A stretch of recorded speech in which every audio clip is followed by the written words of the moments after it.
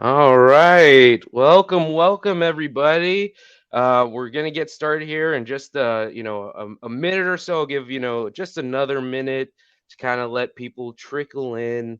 And while we're kind of waiting, we'll do just some brief introductions. But welcome to the webinar. My name is John Reith. I'm a partner manager as well as a licensed insurance agent over here at DataStream Cyber Insurance, and I'm joined here with Scott Huxley from Syscom. Scott, would love to want to give a quick intro of yourself briefly. Yes, yeah. Good morning, John. Glad to have everyone join us today on a topic that is relevant to everyone. So, good morning, everyone. Again, my name is Scott Huxley from Syscom, managing principal here within our organization. And for those that have met before, obviously we are a cybersecurity focused IT provider, and based in Michigan, with multiple offices in Traverse City and Detroit, and just happy really to bring value to people. Whether you're a client or not, really, on a topic that I know John's going to touch on, that's going to be very, very valuable to everybody today. Yeah, beautiful. And yeah, just like Scott was telling or talking about just now, we're touching on a topic today that I think is on the forefront of a lot of people's minds, right? Cybersecurity in general, especially in the SMB space, right? The small and medium-sized businesses really had a swing over the last couple of years, and obvious aggressive increase in things like attacks. So I think this is on the forefront of a lot of people's minds. It's been in the media, right? We've started to see a lot of these bigger attacks at the very least, blasted across some of the news outlets, but don't always hear all the details and all about all the attacks that are going on in the small and medium space as well. Those don't always make the headlines. So we're going to chat a little bit about that. As well as what a holistic program looks like, kind of what the answer to this increase in attacks is in the space. And without further ado, I think we've given a couple minutes. Good morning, everybody. Looks like we had a couple stragglers just jump in. So good morning, everybody. Welcome. We were just doing some quick intros, and now we're going to jump into it. Today we're talking about how to build a strong cybersecurity program, specifically focusing on small to medium-sized businesses. Now, just like I mentioned, we're all fairly familiar with the idea that there is a cyber threat out there, obviously facing SMBs, and there has been a real increase in these attacks over the last couple of years. Lots of scary numbers that I can dive into, but I try not to do too much fear mongering. But I think that some of these numbers are important to see, just because we don't always hear about the facts and statistics around the smaller and medium-sized guys. So, over the last couple of years, 43% actually of these cyber attacks were targeting small businesses. And I think the big number here is not a lot of people think about the cost of these data breaches. So you're seeing a big, scary 2.98 million average cost of a data breach, but I think the most important is that's actually for companies with under 500 employees. This is at the smaller end of that spectrum completely. And of course, for those attacks that succeed, no figure with big numbers like that, 25% of those companies end up filing for bankruptcy. So never a great day, obviously, when you are hit with one of those. But why are SMBs targeted? Well, of course, biggest reason, right, is money to steal, right? There's been a shift really in the last 2 years as well, where obviously you have money to steal. That meant more enterprise guys, right? But we've also seen over since the kind of development of ransomware, as well as just, I think, bad actors starting to realize, well, some of the smaller guys don't necessarily have as great a cybersecurity as the bigger guys, right? So if we can hit more of those, we still get the same amount of money. And then the last two here, you're seeing you have secrets to reveal and can't afford to be down, right? Those are reasons that really started coming around with this development and increase in what we now know as ransomware, right?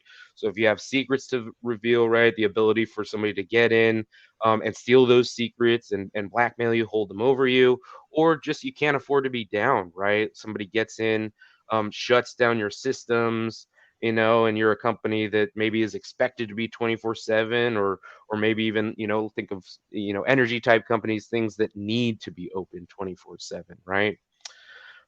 I love talking about some of the examples briefly just because, again, we don't always see, these guys in the headlines. We see the big companies, but, small and medium companies were attacked, and it's not just chump change, right?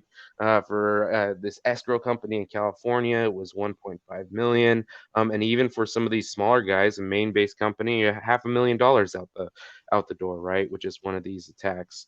So again, not trying to spread fear, but I just think it's important to see some of these because we don't typically see those in the headlines. And just like I was talking about earlier, I think it all comes back to SMBs are seen now as the easier target, right? For a long time, the focus really was an enterprise, but they kept getting more and more security, and now pretty much are loaded up on both the technology side as well as they can't get enough insurance, right? But smaller businesses are still underprepared, right? A lot of people still think, oh, it won't be me, right? We think we have, enough in place for our size, but we're not being paid attention to, right? We're too small, nobody's going to come for us, or we don't necessarily have sensitive data, right? So how do we fix this problem, right? We all know it's out there and it does exist, but how are we going to solve it? Well, it's the same as with most risks out there. One of our favorite metaphors is the risk of fire, right?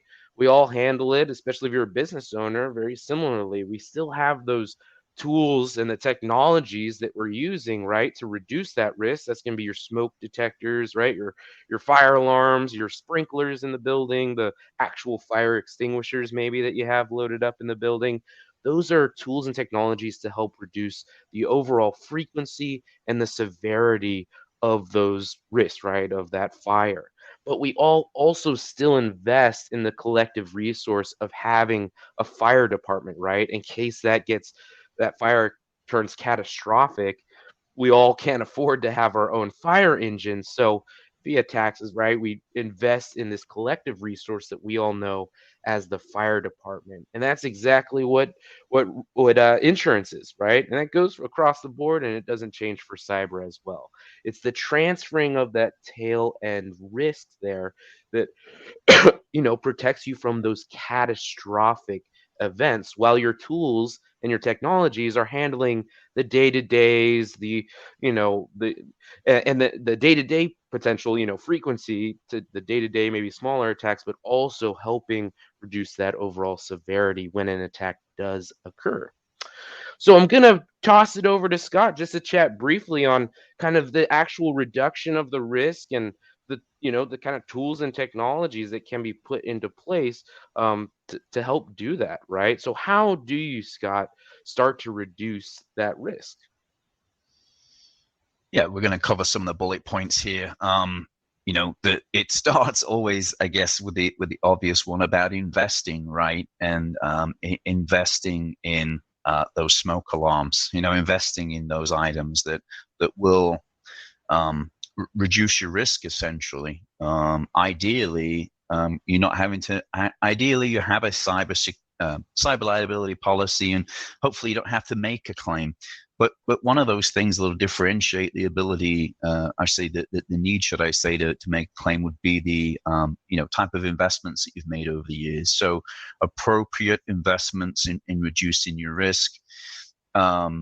Is a step in the right direction, and building a budget towards understanding what that investment should look like. Bullet point 2 talks about cybersecurity controls.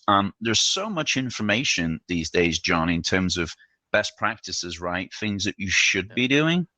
There's, thankfully, we live in an age now where we can Google things in seconds. There's so many different, I would say, best practices that are out there. So investing in the appropriate controls as well, and you'll find investment and best practices kind of coming hand in hand. You've probably heard from other people in my industry talking about things like NIST. If you're in the manufacturing field, talk about CMMC, but a lot of those are all driven from best practice, which kind of relates to a lot of the NIST stuff. So understanding what best practice is, because if you're following best practice, if you're proactive with that, you're able to reduce your risk and hopefully understand the investments that you've made. Planning for failure, yeah. I always try and break it down in simple terms for people, in the sense that when you're trying to protect a business, you're really trying to protect the four doors of the house, and the windows and everything like that. That's how I kind of think about a business from a control standpoint.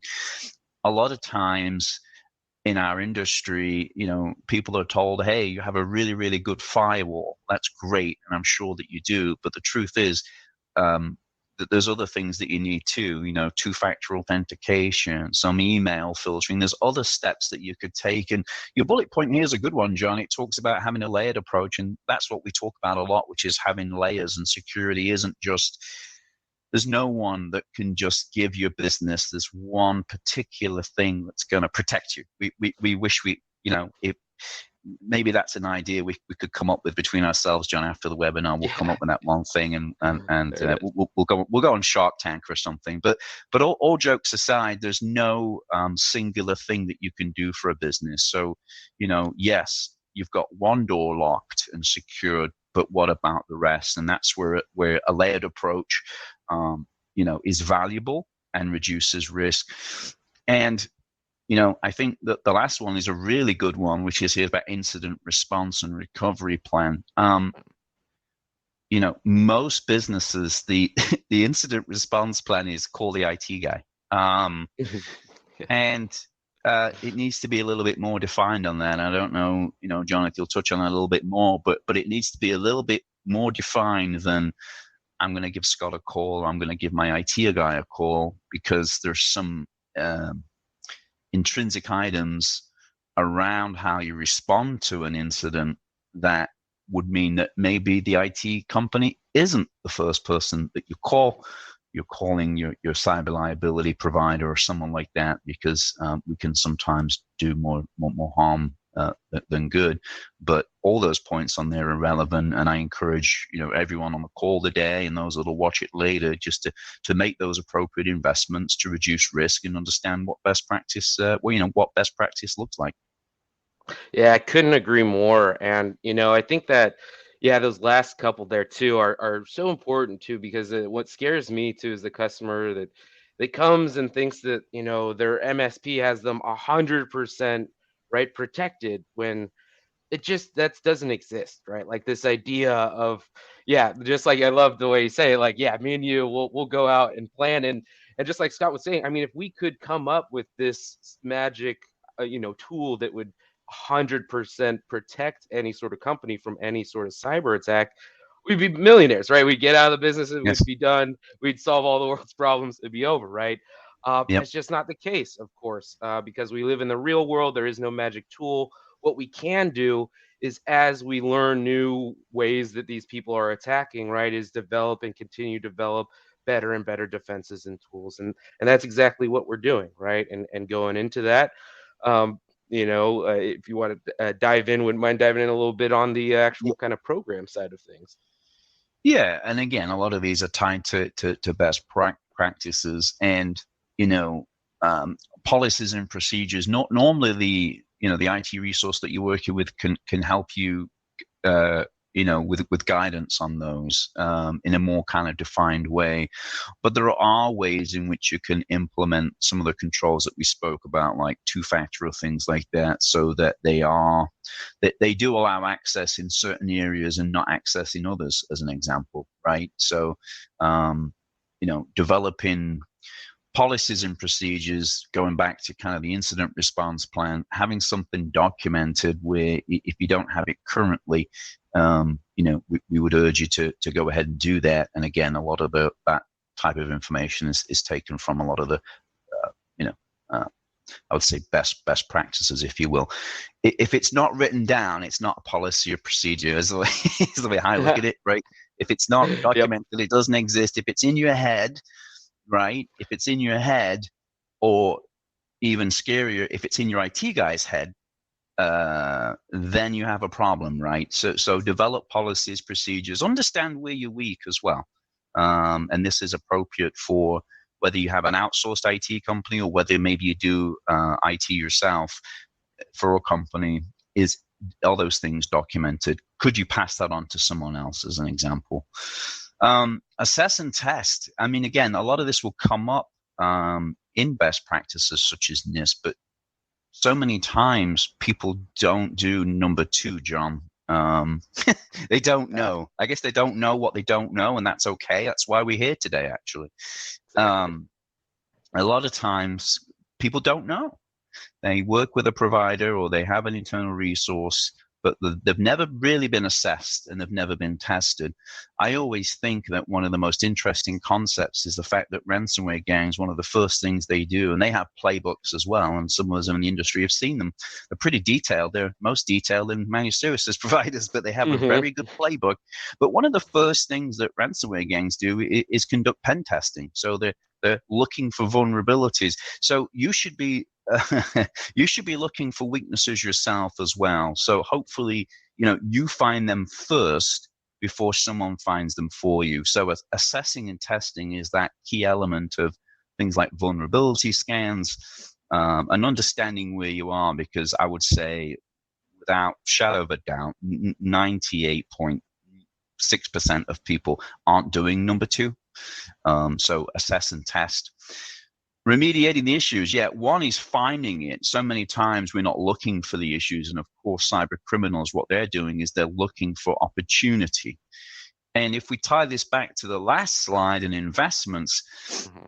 if you're making those appropriate investments, it's worth mentioning to everyone on the call today that you're making yourself a harder target. And, criminals are lazy by nature. They don't want to work too hard.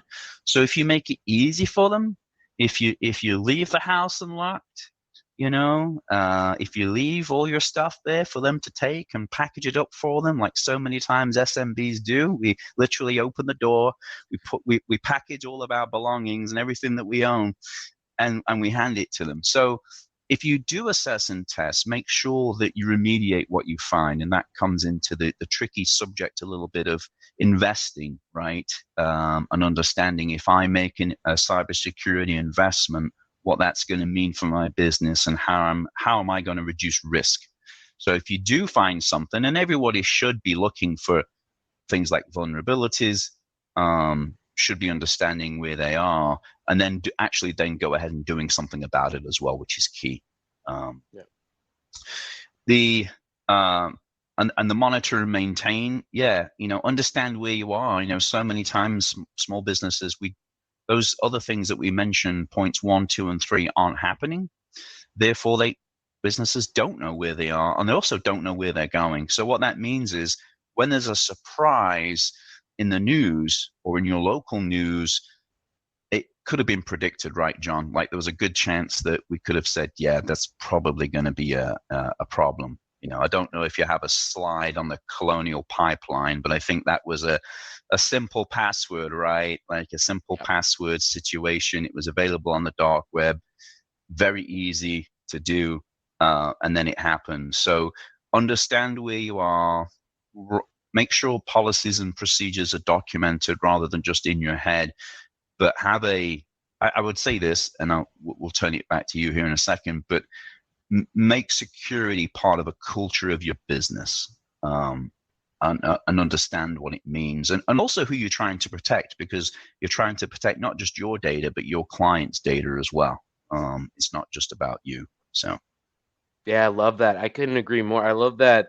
Yeah, the culture, right, of security, I think is so crucial, and helping, people really start to see cybersecurity as it's no longer a cost, right? It's just for so long it's been seen as a cost of doing business in the cyber world, right? It was kind of an add-on to the rest of the business costs, or kind of other costs that are exist in the business world. But it truly, as we really have shifted from cost to budget, right? It's really important to start viewing cybersecurity, because now, in order to do business in this world, you need a cyber presence, right? It's just that's where the shift happened. And so now it really does need to be seen as a budget, right? Going forward, it's going to be needed in order to do business in this right? Yeah. So, yeah, I would say to that and add to what you said there, yeah, John, which is if you don't make it important, then a cyber criminal will come along and he or she will make you put that uh, top of your agenda, right? And yeah, today's real quick. today's call really is, yeah, real quick. That's why I joke with people. That's why if you ever read a cybersecurity kind of announcement of a breach or something, it's always interesting how the budget for we're going to invest more now in cybersecurity. We're going to make more investments. Um, that's always post the event. So what we're Yeah. trying to do today, right? Like, hey, we're going to employ more people. We're going to raise our standards. Well, you should have been raising your standards before, Yeah. rather than having to have that happen. But and that's really what the spirit of today's call is about. Is just helping people get on the front foot, so they're not the next victim. Yeah. Yeah, I couldn't agree more. It is I think a tougher side of human nature, I think, is we often need to get, burned or smacked before we move our hand away, right? Like Yes. we need to yeah, unfortunately. So we are here to try and overcome that portion of human nature. And so in these, as we are developing a cybersecurity program, a lot of these guys may have heard of some of these controls, but if you wouldn't mind maybe just touching, briefly on a couple of these just to give an idea of, how how some of these controls are maybe protecting them, and what that looks like. Sure. Well, they're all important, so hopefully people are making good notes. It's hard to pick. It's hard to pick one, but you gave me two, right? Is that what you gave me? Oh no, no, these controls here in the for any of these guys actually. Yeah, if you wouldn't mind. I'll also be Yeah. touching on multi-factor and EDR, but Okay. yeah, any of these tools in here that you wouldn't mind, yeah, touching on briefly, just to kind of talk about if any of them in here are Sure. particularly pointing out right now. Yeah. Well, we'll go through them, and then obviously, like you said, you can add to it as well. The common one, of course, is the firewall. That's really again going back to my analogy of a house and things like that. That's like the big dog, like John has, that you closed the door on earlier, right? That's like the dog that you have, right? Someone comes, the dog's going to take care of it. Um, I be careful with that. There's some intrinsic details around that of is it being patched, is it being updated? Today's not the call for that, but yes, it's important you have it, but also understand what's going on with it as well. Work with your provider to understand what's happening. Um, multi-factor authentication, absolutely huge. This could be the difference between a data breach or not in having that set up for you.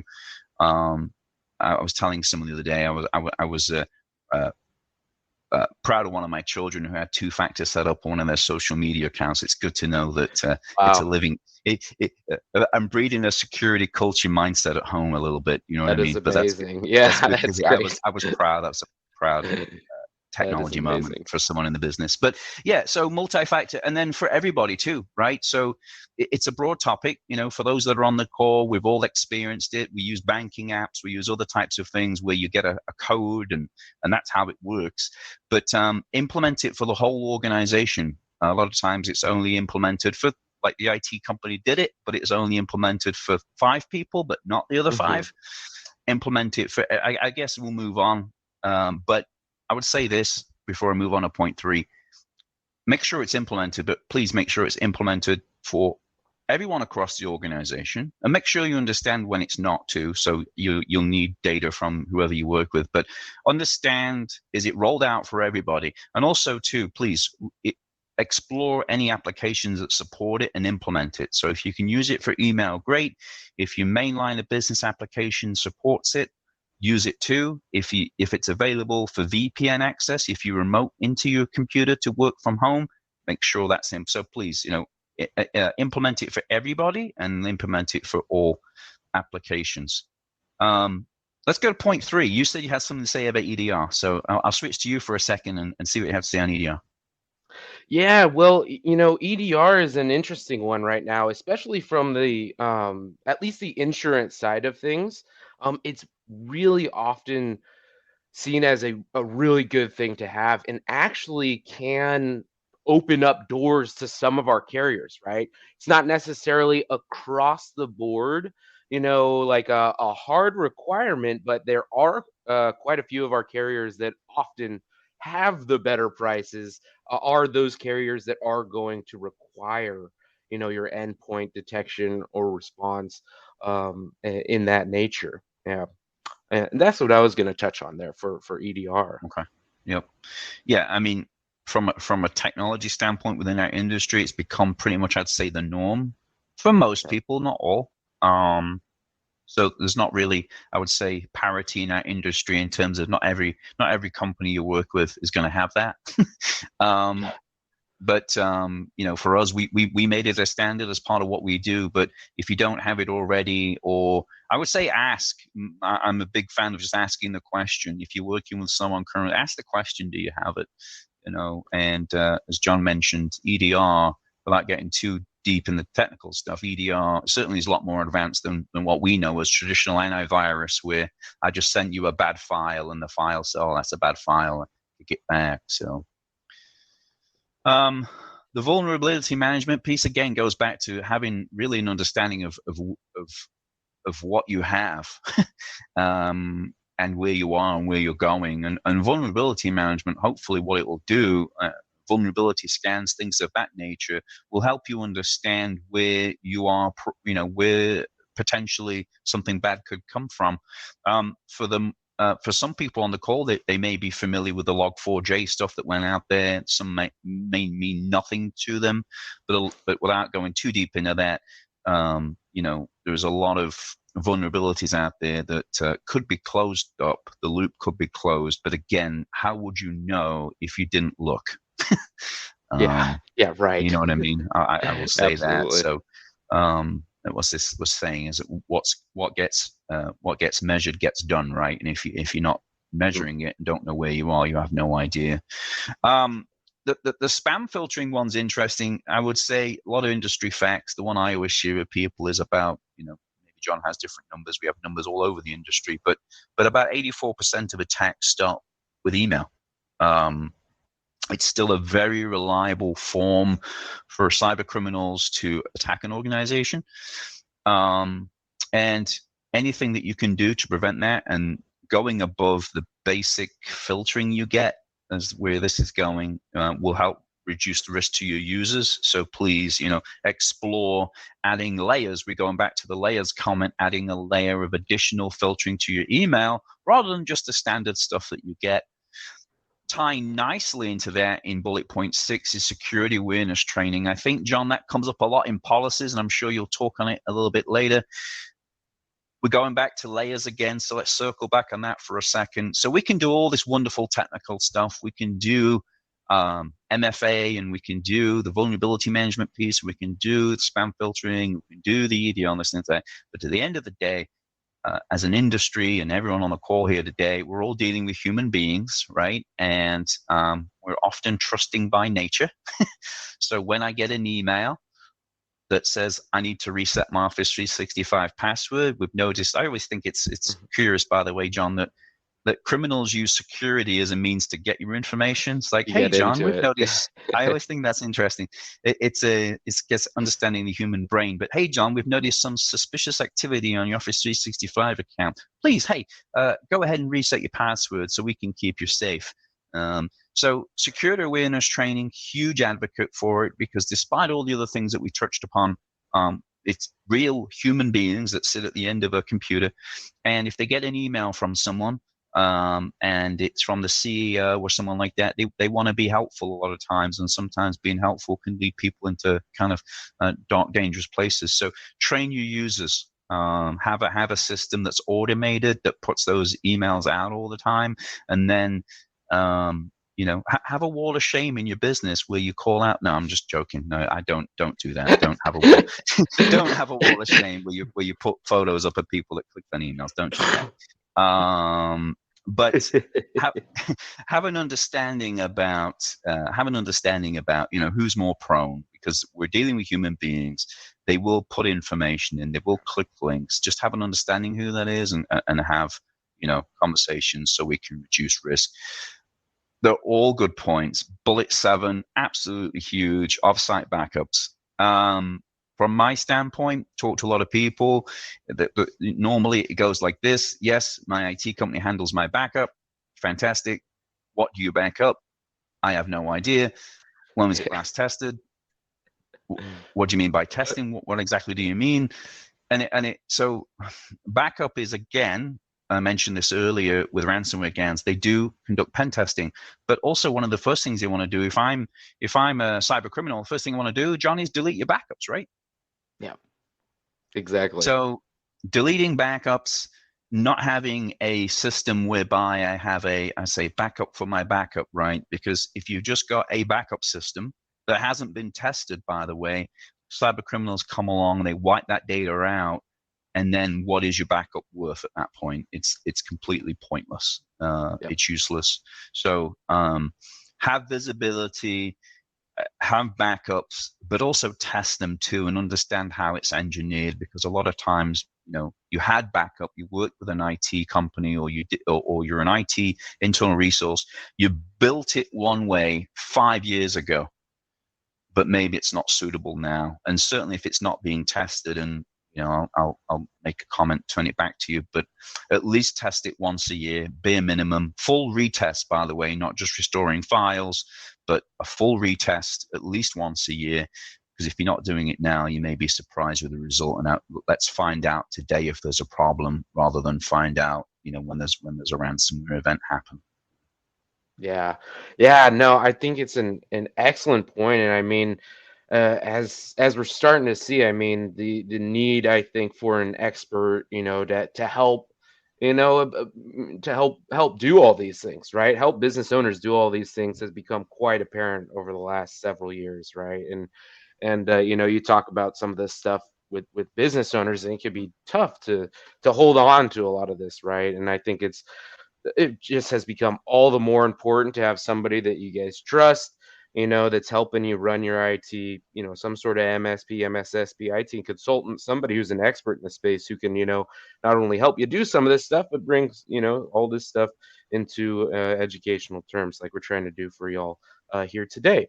And as we're kind of moving away from, those tools and technologies that we can put in place that are going to help, reduce the overall severity and frequency, we also still understand, just like we talked about earlier, right, that the bad actors aren't going to stop, right? And so planning for failure is still crucial, because they are going to constantly be, finding new ways to move around these tools and technologies that we're developing. So planning for that incident is all too important, right?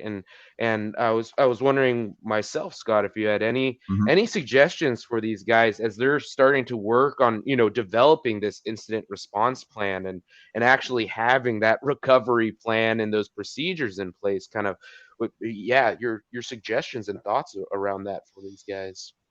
Yeah. I mean, I mentioned it earlier, right? Like, most people's go-to plan is call the IT company, as kind of what that plan looks like. So this kind of elaborate, I don't know what obviously I watch football a little bit, American football. It looks like a run play it looks like a run play for the Lions. I think there's going to be a fumble here, maybe, I don't know. Hopefully the terminology is correct. But Same. yeah. So though, where I'm going with this is, if you take the idea of just calling the IT company, that makes this plan pretty simple, right? So you really do have to think about really what that's going to look like, and have it documented, and have a plan in place. Yeah. And I will say this today: if the plan is to call the IT company, then that needs to be revisited, with more depth. So have an incident response plan, as it mentions there. Usually, if you've got a dedicated cyber liability plan in place, there's some measures in there, and I think a lot of times they provide a lot of that information, John, really, in terms of Yep. of what that looks like, and what those calls look like. If it's not written down, it doesn't exist. If, for example, the plan is to call the IT company, I would say this: most IT companies, we want to be helpful. But a lot of times, most people don't think about that. If an IT company goes ahead and steps into a situation to, for example, get, John, your business up and running, an IT company may well destroy some important information for investigation. It might destroy something that, of forensic value. It may destroy something that's needed later. So have a defined plan. Hopefully you have cyber liability in place. It's a true cyber liability policy and has all the resources, and most do. They have the attorneys on staff. They have their own kind of defined incident response plan. But again, if you're on the call today and you don't have one that's documented, I would urge everyone to explore that, so that we do have a roadmap and a plan to go to in the event that we have to do something. And that should also include your backup as well. And it was mentioned in the last slide, but also understanding, if I do need to use my backup, how long would I be, how long before I'd be back up and running as well. So again, have it documented. If it's not documented today, explore that and make sure that it is documented. So, if, for example, you are the IT resource in your organization and you're on vacation, that there is a run book that it Yeah, isn't called Scott's exactly. cell phone. Maybe his camp, maybe, I don't know, maybe he's in England. Who knows where he is? But if John's in a mountain somewhere with little to no signal, that there's a playbook that the company can go to and it not be so frenetic. You know what I mean? Yeah. Yeah, no, I love I love the phrase you keep dropping, document it or it doesn't exist. And I mean that is just all too important in these incidents, right? Because if you walk in and when I say document too, I mean like hard copies. Let's print this Yep. out, right? Because Yep. if you walk in and all your systems are bricked, right?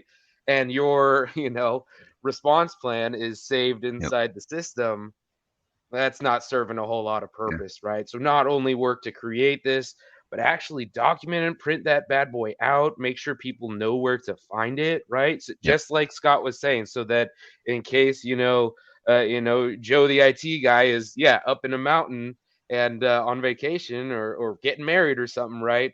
You guys can still pull out that playbook, understand who the first phone calls all are. If you do have an insurance company, just like Scott was saying, they are probably going to have their own process and procedure. So finding out what that is, finding out if they have any phone numbers for you to dial. Oftentimes it is going to be to a lawyer first. In the insurance case, if you do have insurance, they're going to want you to call a lawyer first because they're going to want you to get you under attorney-client privilege and all of that stuff, and then they are going to actually kind of walk you through the next steps. And that's really helpful for all parties involved because it's going to obviously make sure everybody's under attorney-client privilege. But for your MSP or IT provider, just like Scott was saying, it's going to protect them from actually accidentally coming in and potentially, messing with forensics and stuff that could really help in a court case, right? Going after some of these guys. So, nope, I love all that, and I think the only thing I would add on was working with either your team or MSP provider, IT consultant to also decide on a solid, do a solid business impact analysis and see which systems need to come up first for your business, right? Deciding which of those, is it, the cash registers, or is it, the computer systems, whatever your business is, right? What is most important for you to get back up and running first, right? Is it communication systems or so on and so forth, right? So thinking about those things and working with your IT expert to dive into them, I think is so important. And I'll kind of briefly touch on some of these guys. There are all kinds of additional strategies for reducing that overall risk, right? Segmenting the systems. You can encrypt, assess the risk of your service providers, hire experts. All of this really is around working with experts, right?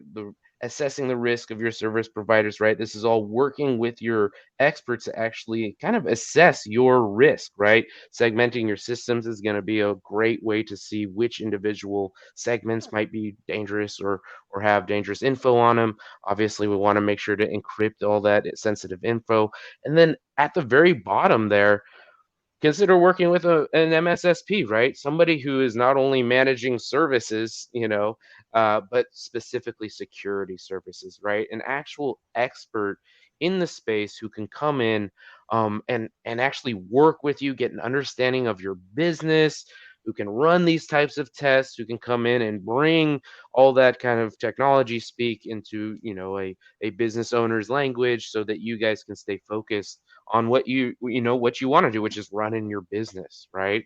And I want to toss it over real quick to Scott to see if you have any additional strategies that you even want to maybe toss in, or maybe mention any, or talk about any of these guys. Yeah, I think, well, I'll start with just the previous slide too, and just mention to everyone on the call today that, we also have to understand that you've got to get in the mind kind of the cyber criminals. So one of the things that the cyber criminals are doing is that if you look at a lot of the events, they're around holiday periods, vacation times, Mhm. the Christmas time windows, right? Um, Yep. we got 4th of July coming up, so hopefully nothing bad happens. But but they use the timing of holidays and vacations, so there's never a great time to have a ransomware or data breach. There's no doubt about that. But it's interesting that criminals use the time frame a little bit kind of against you. The points up Brutal. here in terms of, Yeah. yeah, yeah, and I mean they're all definitely very valid. A lot of times there's no visibility of I'll just stick to one, for example, so Mhm. keep it simple. But if you think about segmenting your systems, so what does that mean? It means that everything basically currently talks to each other. It's on one simple, straightforward network. Well, why does segmenting matter? In most businesses these days, certainly in our homes at least, but in businesses, we have a lot of what we call the like IoT devices, right? A lot of times businesses have things connected to their networks that, again, if you don't have visibility about it, you don't know, you don't care. You come in, your email works, your computer turns on, your IT is great. Um, Segmenting is important because you've got things like Ring doorbells on your network these days, right? You've got Or things like refrigerators, smart refrigerators refrigerators, now. smart Yeah. refrigerators. Yeah, the fear on cybersecurity was always around users and out of date stuff that we have, but a lot of times that vulnerability threat in the business comes these days. It's bizarre to say it, from a refrigerator, right? From a refrigerator, from a copier machine that's connected to the network. In the Target breach, as an example, that most people are familiar with, that came from a HVAC system that was connected to it. So segmenting your system, um, eliminates a lot of that risk, right? From those things that we have in our business, basically, because now we're having to think about devices we never had to worry about before. We never had to worry about refrigerators. We never had to worry. An example, a Chinese CCTV system that was installed 3 years ago. We never had to worry about that in the past. It was never really a thing. But we've basically taken all these different components and we've just put them together on our network and cross our fingers and hope they're secure. So segmenting is key. I thought we talked about point five, consider Syscom, but we'll go with the consider now. I'm just kidding. No, so work with someone that is able Exactly. to give you visibility, right? And if you don't have visibility now, work towards gaining that. If you're an internal team right now, or if you're working with another IT provider right now, try and gain visibility, because if you don't, then some of the things that we've had through these prior slides are going to come as a surprise to you, but could have been mitigated. But if you don't have data, if you don't have metrics, if you don't understand where you are and where you're going, you're going to be in for a surprise. So yeah, work with someone that's going to be able to get that for you. And if you don't have it now, I would urge you all to, on the call today, work towards getting that visibility. Yeah. Yeah, I couldn't agree more. And it's just in this day and age, like I was talking about before, it's honestly, it just saves, I think, business owners a lot of time. You guys don't need to become an expert in all of these things, right? You need to get an understanding, and maybe understand some of the things that are doing, but you don't need to become an expert. That's exactly why a managed security service provider exists in the first place. So, Yep. well, beautiful, thank you so much for that, Scott. So we Welcome. chatted about how we're going to go ahead and reduce the risk, right? And that's the tools and technologies that we're going to put in place to make sure, the if we do get hit by an event, it's not very often, and if it is, it's not very bad, right? But what about that tail end, right? The actual maybe catastrophic events that happen that 25, 20% of risk that we can't actually cover.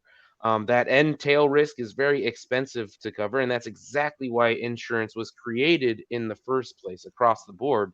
And cyber insurance, of course, is no different.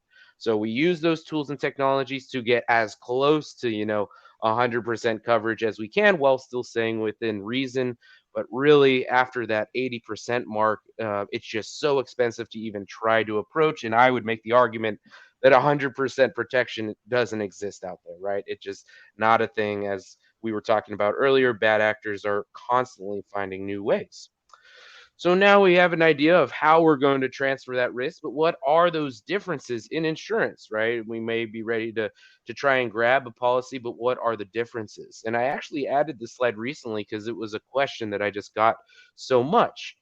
For a while there, cyber was covered under general, right? And I think that's why I get that question a lot.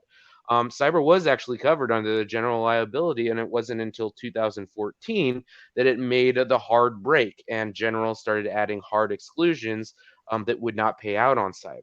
That's actually where we get a lot of the stigma that you may hear now about people saying, "Oh, cyber never pays out," right? It's not a great type of policy because it never pays out. Well, a lot of that came from people actually trying to file against their general liability claim, and back then they were still trying to figure out how to even cover this, and it wasn't until they made the hard split and cyber became its own standalone policy that it truly became really broad and actually protecting people really well. Now, Tech E&O is another one I often get asked about, and Tech E&O is going to protect you um, virtually basically against negligence, against mistakes or forgetting to do something that ends up actually harming a client or customer, right? It's some sort of action that and either you or an employee of yours took that led to the harming of a client, right? And it's going to be in relation to technology. So that can be physical or digital, right? It could lead to the reputational harm of a client, on the digital world. But if you have, actual, tools and technologies that are run online, they could actually hurt people, right? Physically. And so it could be either. So that's going to protect you against the mistakes that you make. Cyber liability is going to protect you against the actual cyber attacks, right? But what does that actually mean? What is a policy going to protect you from? Well, a policy can be broken down into three major protections. It's going to be your data breach protection, business interrupt, and cyber extortion. Data breaches, of course, being kind of your typical attack, data breach attack, and it's going to cover your breach response and remediation. So that's going to include all the fees, the legal fees, any sort of notification, forensics, the PR fees, any of that type of stuff that is needed to get your business back up and running after a data breach. Business interruption, of course, if you get completely shut down. We talked about the growth of ransomware and this being an issue because of it. Well, this is one of the major areas that are covered. So the actual breaking costs, right, if devices are actually like shut down, but not only that, the loss of earnings, right, your revenue that is lost during that shutdown period. It'll actually even cost employees salary, even overtime for those employees, whatever it takes to get the business back up and running. And the last one there, of course, being cyber extortion, is the coverage of ransomware attacks, right? So paying the ransoms themselves, as well as any sort of, again, legal fees, any forensic fees, all of the, again, PR fees, all of that type of stuff is all going to be covered. Once again, all covered to get you back up to where you were before the actual attack occurred. And of course, you heard me talk a bit about, requirements, and EDR, like I mentioned earlier, isn't a hard requirement across the board, but like I said, it is one that a lot of carriers do like to see, and some of our carriers are actually going to actually do have it as a requirement. It's just not across the board like the other two that you're going to see here, right? So all the tools and technologies that we talked about earlier are going to help reduce that overall risk and that overall, risk breaking down into frequency and severity, right? The insurance companies right now, while they don't have hard requirements across the board, some of those tools and technologies are requirements for some of the carriers kind of sprinkled throughout. These are going to be hard requirements across the board for any carrier that you're going out to try and get insurance from. Without MFA, without offsite or cloud backups, it's going to be very, very difficult, if not completely impossible, to get a cyber insurance policy. And that's strictly because of the ability that both of those have to reduce the frequency and the severity. Number one, MFA is going to really help reduce that potential frequency, just like Scott actually mentioned earlier. That's one of the major guys that could be the difference between getting attacked and not getting attacked, right? So helping to reduce that frequency, offsite cloud backups is going to be severity reduction, because if you can get back up to speed a lot faster, that's going to reduce the overall expense, right? Because one of the largest costs during one of those incidents is potentially the loss of downtime, right? The cost of downtime, right? The loss of revenue, paying employees when they can't work, things of that nature. So that's exactly why both of those are hard requirements across the board for any sort of policy you're going for. Cyber, excuse me, cyber policy at any carrier that you're going to try and apply for. Now, how do you ensure that a claim is not denied? Right, that's another stigma I often get, and wanted to overcome here in our discussion today. How do we make sure, right? Because another, just like I mentioned, a lot of people have said, cyber doesn't get paid out.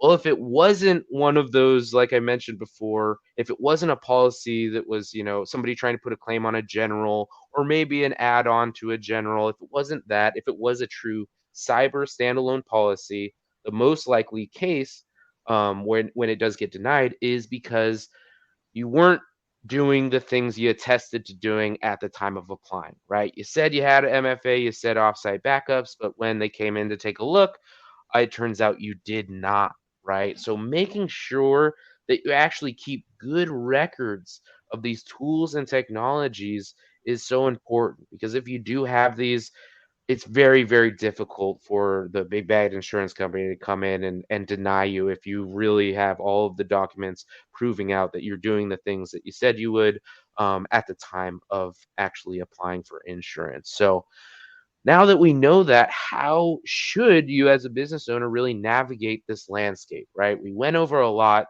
So how should you guys actually navigate this? Well, number one is pretty straightforward, right? We've already been kind of talking about is getting the cybersecurity house in order, right? With the right investments, as well as making sure you have the correct, procedures, policies, systems in place to make sure your security house is at a spot where you feel comfortable with it, right? And to do that, I highly encourage, right, getting high quality advice. You've heard both me and Scott talking about it. It just, in this world that we now live in, as it continues to get more and complex, and these cyber attacks continue to get more and complex, there are going to be more tools that will need to be implemented and things as we go forward. So having somebody in your corner who can explain to you what is truly needed, what are these tools going to protect you against, and why you should have it implemented, is going to be more and more important as we continue into the future. And then that last one, don't ruin your reputation, is it's a big one, kind of leaning more towards the insurance side, because right now the carriers are very picky, right? They can be very picky. They can afford to be, because a lot of people are running to grab some insurance. And so if you actually go and apply for insurance right now without sitting down with an MSP expert and getting an understanding of the tools and technologies you have in place, and then finding out, from maybe an expert in the insurance side, what kind of things that company needs to have in place in order to apply to either a specific carrier, or maybe have at least multiple carriers to do some shopping. If you don't have these things and you get denied, it's very difficult to go back to that carrier and reapply for insurance. It's actually pretty much a red flag that they put on you. And it'll take a long time typically to get that flag. Probably another year. They'll probably tell you to come back around in the next year and try again, is the most likely case there. So don't want to ruin your reputation with the carriers when applying. We want to make sure we iron out any of those requirements ahead of time before actually applying, which is exactly why, um, a cyber insurance expert is also really recommended in the space. So that's going to wrap up our webinar here today. And I always like to leave room for questions and answers, and I'll stay on as well. I'll leave plenty of time if anybody wants to stay around a little bit after the hour and chat more about it there. But we have a chat box there. Don't hesitate to drop any questions or thoughts that you guys have, and we'll answer any of them that you have for us. I'll also dive into a couple, if we don't get too many, I'll dive into a couple frequently asked questions. But you could also reach out to either me or Scott at any time if you have any questions on cyber insurance. That's obviously me.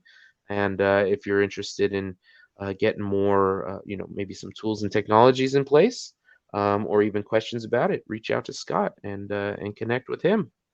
But that's going to wrap up our webinar. Thank you, everybody, for attending.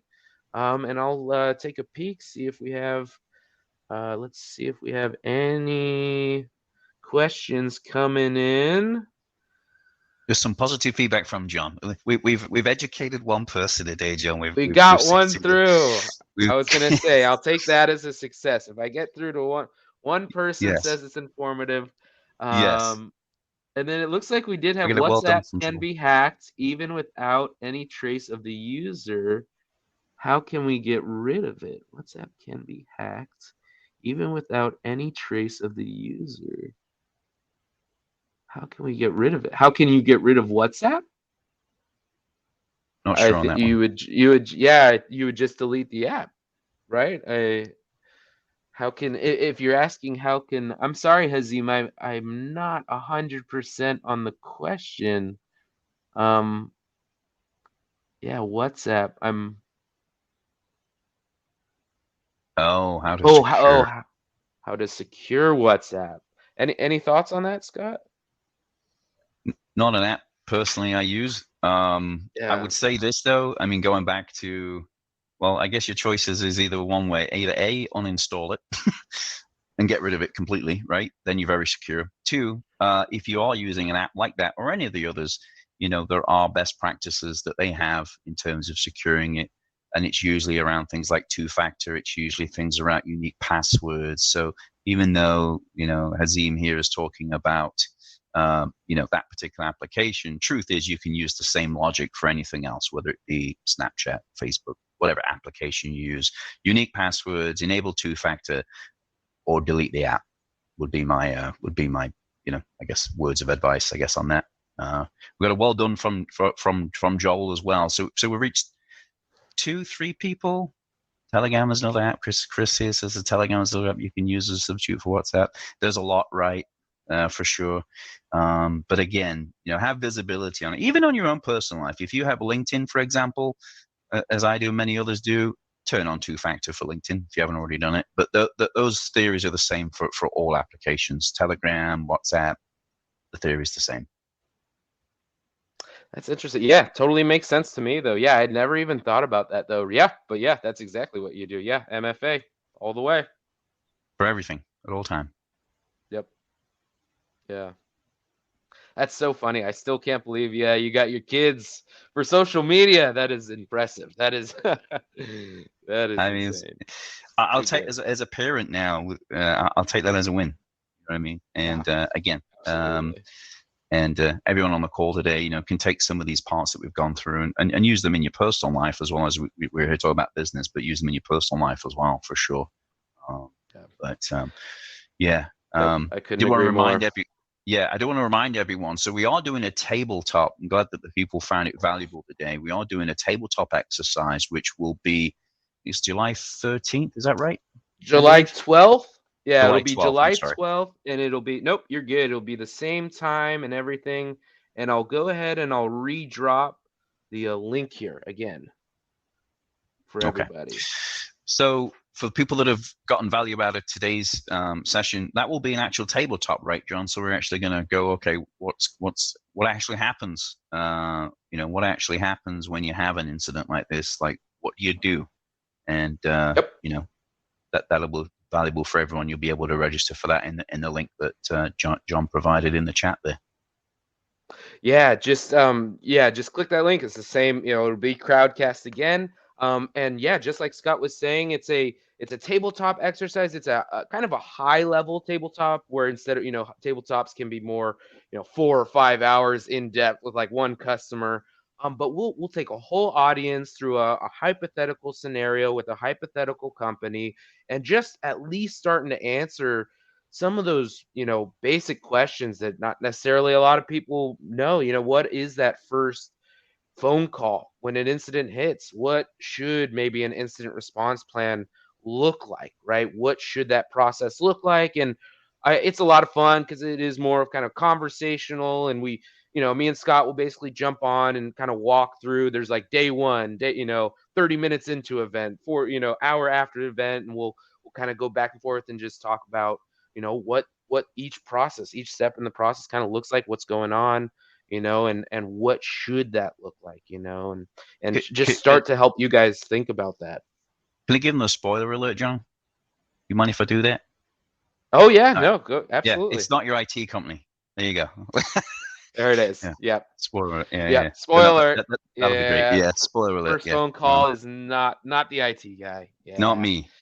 Nope. But nope. No, that'll be valuable. So for those that are on the call today, please check that out. Register for that. That's going to be good because that's going to be very, very informative and very much, back and forth about a, kind of real time incident, what you do and things you should do, things you shouldn't do as well. Exactly. Yeah, that's exactly what I meant by that, like back and forth too. Like me and Scott will kind of go through and like, what should you do? What shouldn't you do? And just, yeah, that one will be also more of a conversational one too, anyway, more of a back and forth and all that stuff. But yeah, I hope you guys join. It's a great kind of combo too, because I think this deck, we go through and I think does a great job kind of talking and explaining, what that, kind of how to do some of this. And then the next one kind of shows you, right, actually goes through some of the steps and like actually gives you a visual of what that looks like and some of that kind of in real world example, basically. Yeah. So. I'm excited. It's going to be good. Awesome. Yeah, me too. I think it'll be great. And would love to see a bunch of y'all there. Hopefully I'll keep my eyes peeled. I'll be looking out for y'all names. But any other questions? Does anybody have anything for us? Otherwise, I'll let y'all go.